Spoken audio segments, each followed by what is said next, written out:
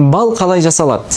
Аллах Тағала Құранда Нахл сүресінде, Ара сүресінде біз араға уахи еттік. Адамдардың үйлері мен ағаштар мен таулардан өзіңе ұя жасап ал. Сондай-ақ күлді шөптерді кезіп, олардың шырындарын жинап, адам баласына шифа болатын бал жасап шық деген бұйрығын араға түсіргендігін айтады. Енді осы процесс қалай жүзеге асады?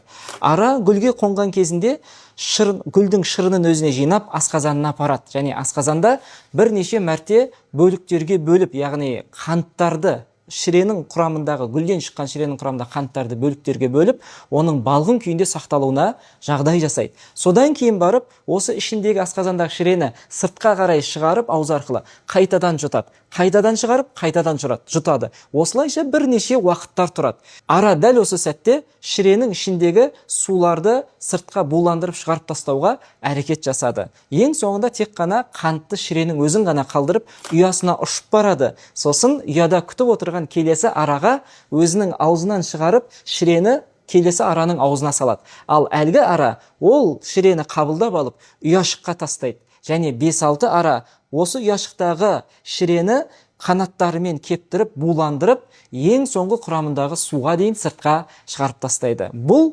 бізге ең соңынан біз жейтін балға айналдырылып ұсынылады. Ал енді осы процестің барлығын араға үйреткен кім? Әрине Алла. Және Аллах Тағала Құранда айтады: «Фихи шифау линнас». Адамдарға осы балдың ішінде шифа бар деген. Сондықтан Алланың өзі де, сөзі де хақ. Рамазан айында Аллаға бір табан жақындағыңыз келсе, біз сізге арнап жоба дайындадық. Көп уақытыңызды алмайды, бірақ бұл амалдармен Алланың сүйікті құлына айналуыңыз мүмкін. Рамазан амалдары YouTube арнамызда.